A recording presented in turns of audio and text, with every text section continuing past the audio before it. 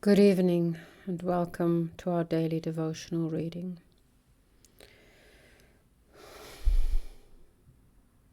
It is Monday.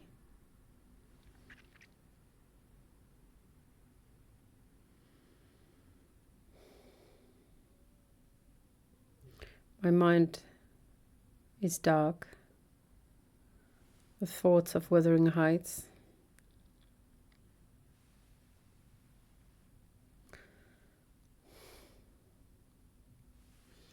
But let's put aside the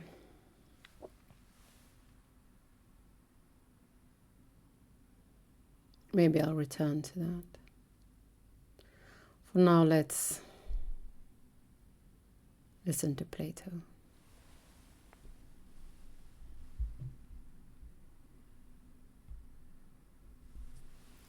Cratylus.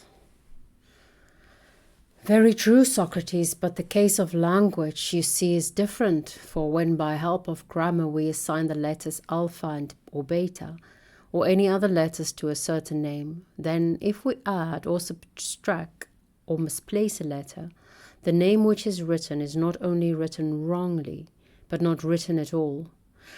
And in any of these cases becomes other than a name. Socrates. But I doubt whether your view is altogether correct, Cratylus. Cratylus, how so? Socrates. I believe that what you say may be true about numbers, which must be just what they are, or not be at all.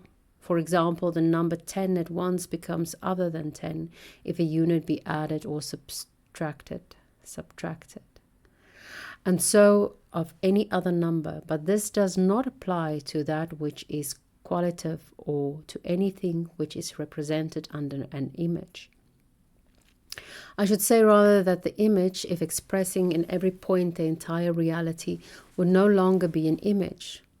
Let us suppose the existence of two objects. One of them shall be Cratylus and the other the image of Cratylus. And we will suppose further that some god or humanity somewhere in the future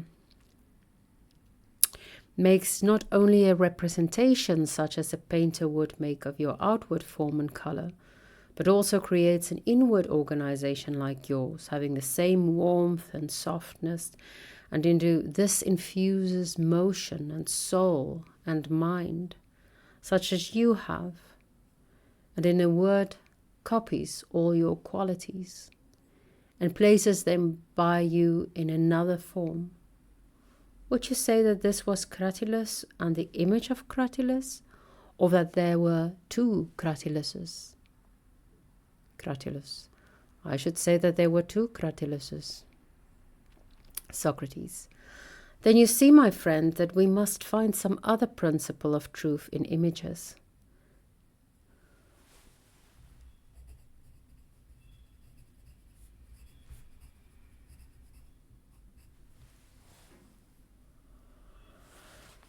And also in names, and not insist that an image is no longer an image when something is added or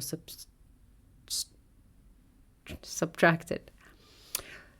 Do you not perceive that images are very far from having qualities which are the exact counterpart of the realities which they represent? Cratylus says, yes, I see. Socrates. But then how ridiculous would be the effect of names on things if they were exactly the same with them. For they would be the doubles of them, and no one would be able to determine which were the names and which were the realities. Cratylus, quite true. True. True.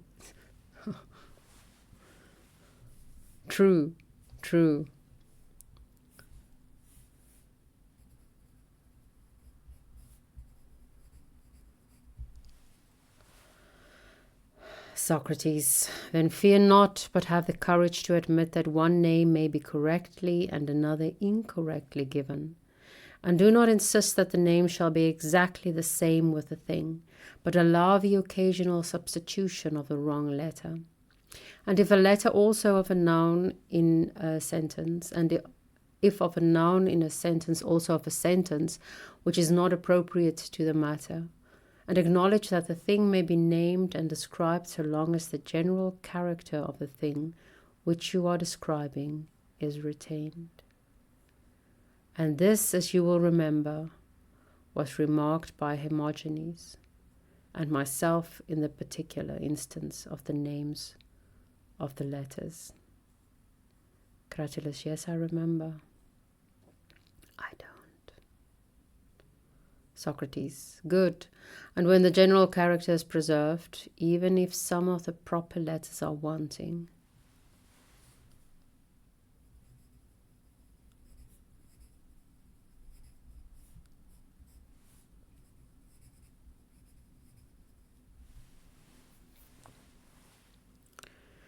still the thing is signified. Well, if all the letters are given, not well, when only a few of them are given. I think that we had better admit this, lest we be punished like Cratylus and Aegina, who wander about the street late at night and be likewise told by Truth herself that we have arrived too late. Or if not, you must find out some new notion of correctness of names, and no longer maintain that a name is the expression of a thing in letters or in syllables, for if you say both, you will be inconsistent with yourself.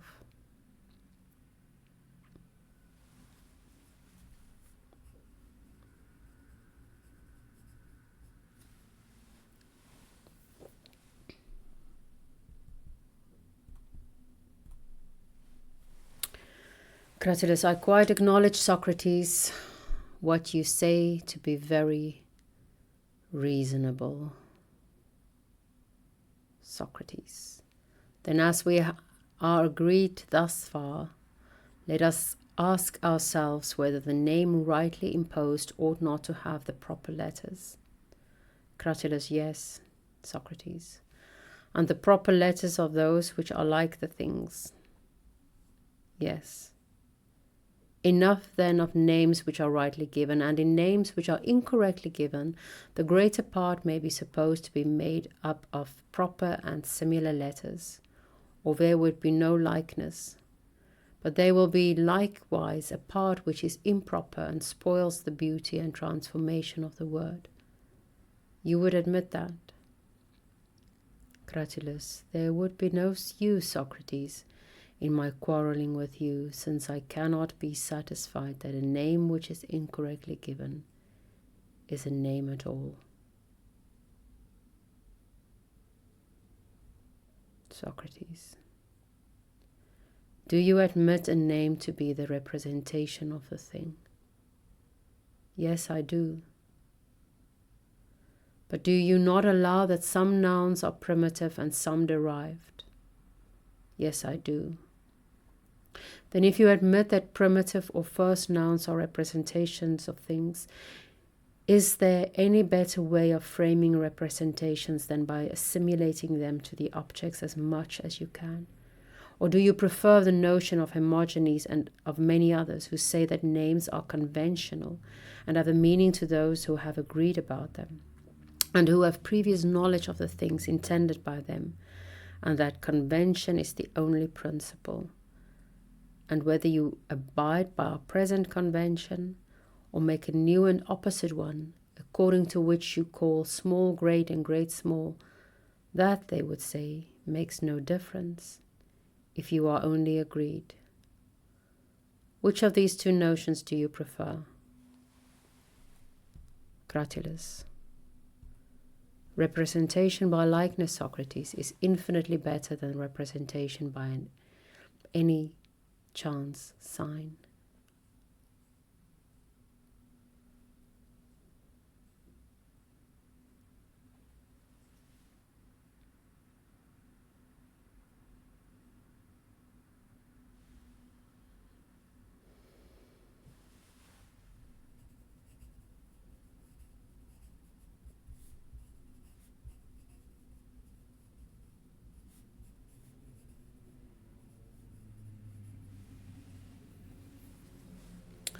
Very good. But if the name is to be like the thing, The letters out of which the first names are composed must also be like things. Returning to the image of the picture, I would ask, how could anyone ever compose a picture which would be like anything at all if there were not pigments in nature which resembled the things imitated, and out of which the picture is composed? Impossible. No more could names ever represent any actual existing thing unless the original elements of which they are compounded bore some degree of resemblance to the objects of which the names are the imitation. And the original elements are letters. Yes. Let me now invite you to consider what Hermogenes and I were saying about sounds. Do you agree with me that the letter rho, is expressive of rapidity, motion, and hardness? Were we right or wrong in saying so? Cratylus, I would say that you were right. Socrates, and that lambda, l, was expressive of smoothness and softness and the like.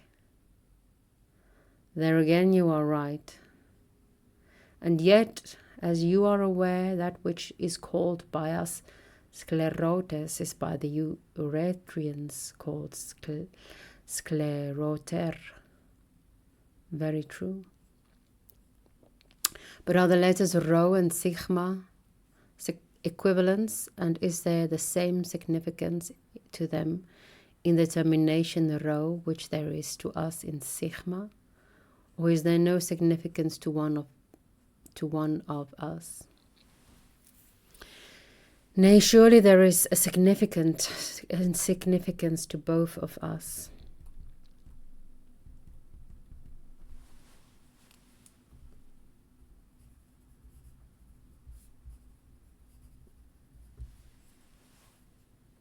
Insofar as they are alike, or insofar as they are unlike, insofar as they are like, are they altogether alike? Yes, for the purpose of expression motion. And what do you say of the insertion of the lambda? For that is expressive not of hardness, but of softness. Why, perhaps the letter lambda is wrongly inserted, Socrates, and should be altered into rho, as you were saying to Hermogenes, and in my opinion rightly, when you spoke of adding and subtracting letters unto occasion, upon occasion. I don't know why I'm falling over subtracting the whole evening. Socrates, good. But still the word is intelligible to both of us. When I say scleros, hard, you know what I mean. Yes, my dear friend, and the explanation of that is custom.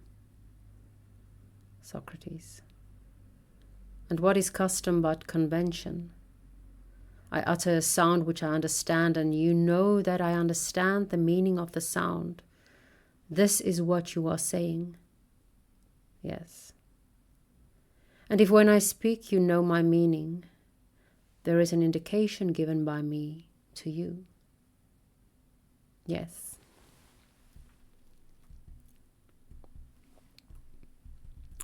This indication of my meaning may proceed from unlike as well as from like. For example, in the lambda of sclerotes. But if this is true, then you have made a convention with yourself, and the correctness of the name turns out to be convention, since letters which are unlike are indicative equally with those which are like, if they are sanctioned by custom and convention. And even supposing that you distinguish custom from convention even ever so much, still you must say that the signification of the words is given by custom and not by likeness. For custom may indicate by the unlike as well as by the like. But as we are agreed thus far, Cratylus, for I shall assume that your silence gives consent, then custom and convention must be supposed to contribute to the indication of our thoughts. For suppose we take the instance of number. Now can you ever imagine, my good friend, that you will find names resembling every individual number, unless you allow that which you term convention and agreement to have authority in determining the correctness of names? I quite agree with you that words should as far as possible resemble things, but I fear that this dragging in of resemblance, as Hermogenes says, is a shabby thing, which has to be supplemented by the mechanical aid of convention, with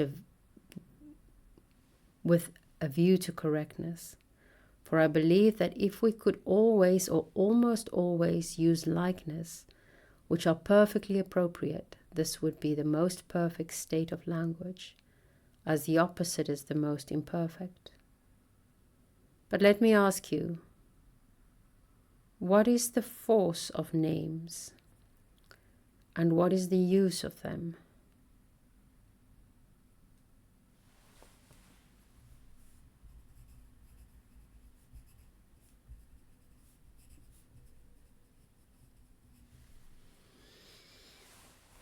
Cratylus, the use of names, Socrates, as I should imagine, is to inform. The simple truth is that he who knows names knows also the things which are expressed by them. Socrates, I suppose you mean to say, Cratylus, that as the name is, so also is the thing, and that he who knows the one will also know the other, because they are similar, and all similars fall under the same art or science, and therefore you would say that he who knows names will also know things. That is precisely what I mean. But let us consider what is the nature of this information about things which, according to you, is given by us by names. Is it the best sort of information? Or is there any other? What do you say? I believe to be both the only and the best sort of information about them. I believe that to be both the only and the best sort of information about them. There can be no other. Socrates. But do you believe that in the discovery of them, he who discovers the names discovers also the things? Or is this only the method of instruction? And is there some other method of inquiry and discovery?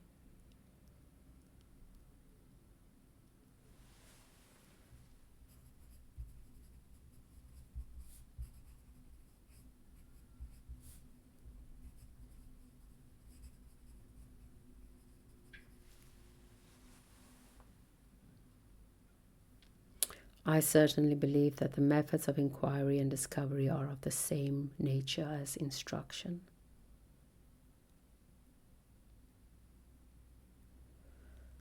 Socrates, but do you not see, Cratylus, that he who follows names in the search after things and analyzes their meaning is in great danger of being deceived? How so?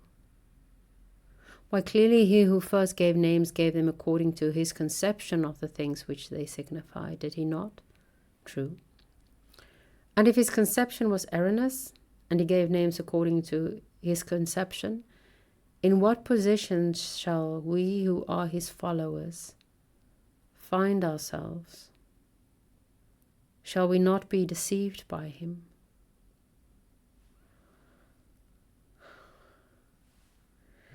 On that cliffhanger, thus far, our scripture of the evening.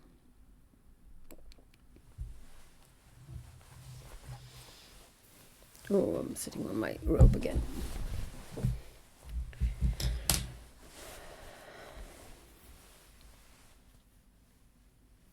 I feel like I've completely lost the plot.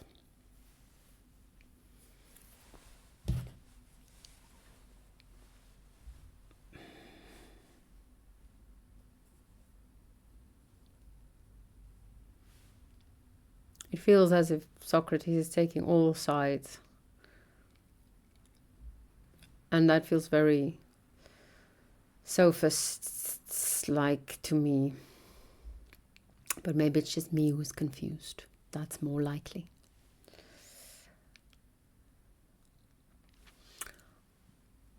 The last couple of paragraphs made me think of John and Vivekianism.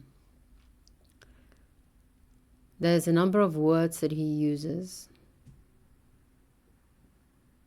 that people within the community know very well, and people without do not, which is very culty, of course, but that's not his intention. It's scientific. It's words that he coined in many instances or use based on his research, his inquiry, and his discovery to explain one word, to explain an entire concept. And the thing is, when you speak with people who have the same language, jargon is everywhere. It does come from inquiry. There's so much behind every word that if you do not know the jargon,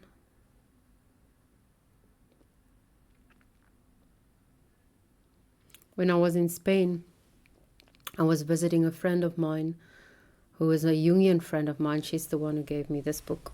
Oh, this one, or my drawing sketchbook. I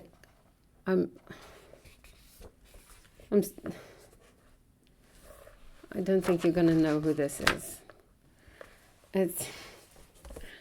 Joe is very, very hard to draw.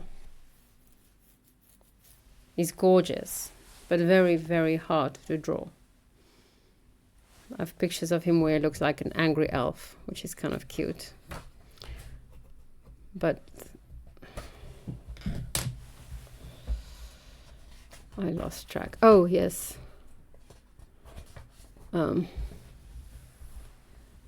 She does not know John's work. This is the angry elf Joe. I can't draw him. I'll try again. That's why I stopped drawing, because he was my practice face and he's too difficult. I lost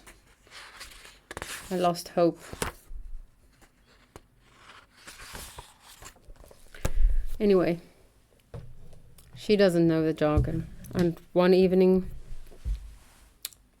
three on 3 different occasions, we met with a mutual friend of ours who was my friend first, through the Viveki Foundation, and I connected him with her because of our Jungian connection. And the one evening we did speak quite a lot of Vivekian. The next evening, because it's Spain, someone came to visit her. I cannot speak Spanish. And they spoke Spanish the whole evening.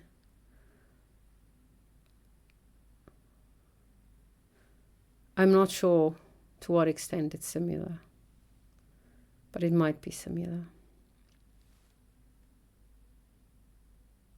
If there's not a shared convention, there's no way. Well, that's not true, because I did get some of the conversation in Spanish, but very little.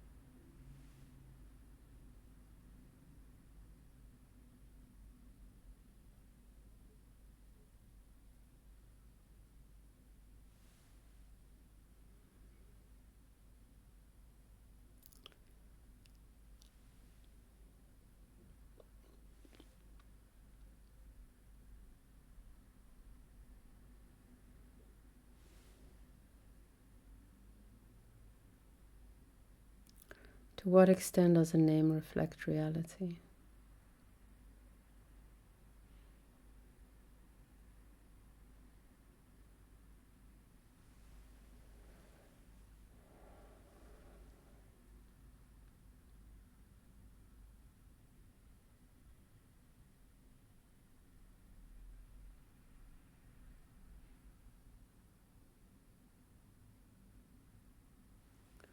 What are the principles of truth?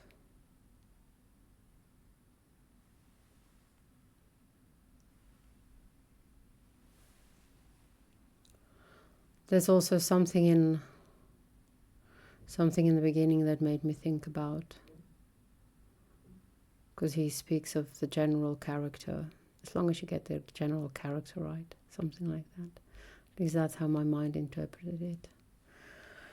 But I don't know. There's nothing quite like well spoken, well written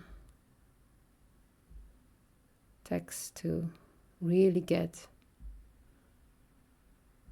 what you're trying to say.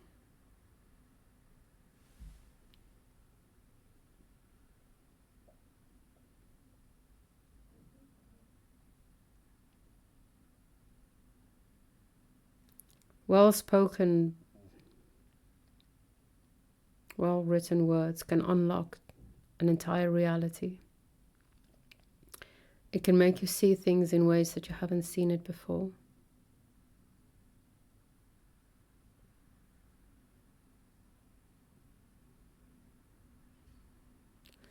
It can cause turmoil in your soul. Or is that just me?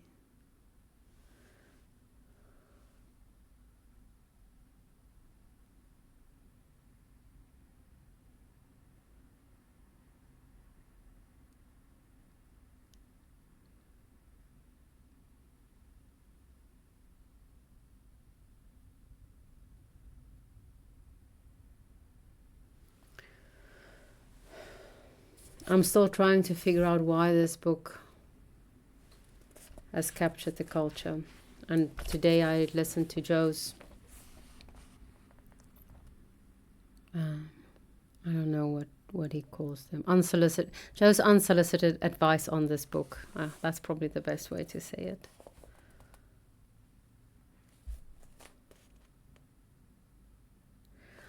And it did stir something in me.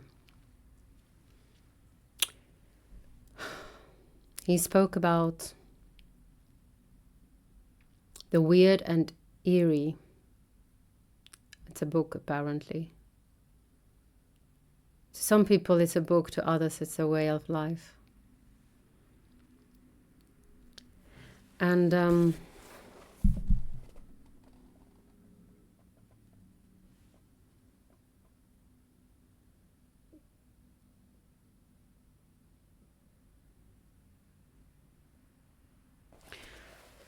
I think maybe why women like to associate with Cathy the First, or do instinctively without knowing exactly why, is because this passage of her frantically opening the window shortly before she dies, to run, to feel the wind on her face.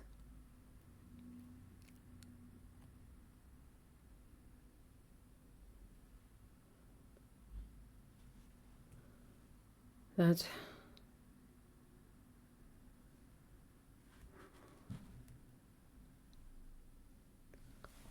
desperation to escape.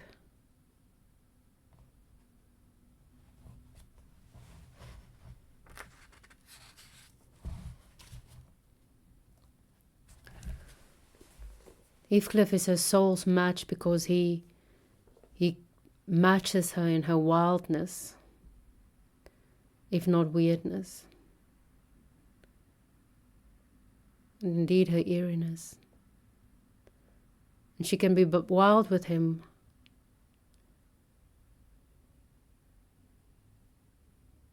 I think it's been too long that woman has been domesticated. And there's something in this, and from the previews I think, but I'm only going to see the movie tomorrow. From the previews I think that there's also an element of domestication, being domesticated, the woman being domesticated. And we're not very, we don't flourish in captivity, as someone said.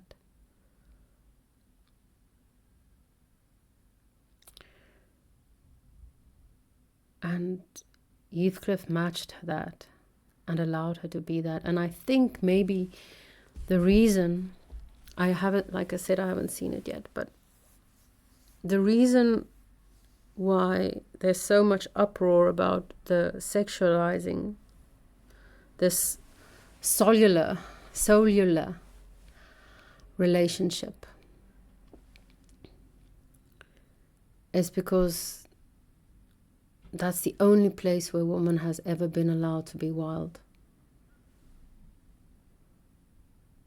And we're fucking tired of it.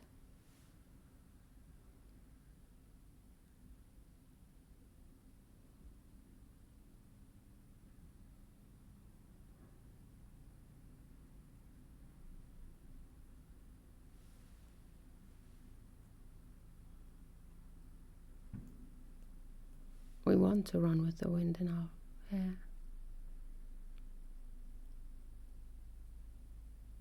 We want to growl if we want to. We want to laugh hysterically till spatters from our mouth.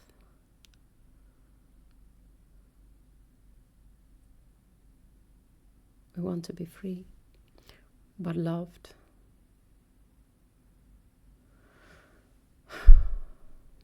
My battery's almost flat. No, that is not symbolic. Darlings, I thank you for your patience. And may the spirit of Sophia be with you.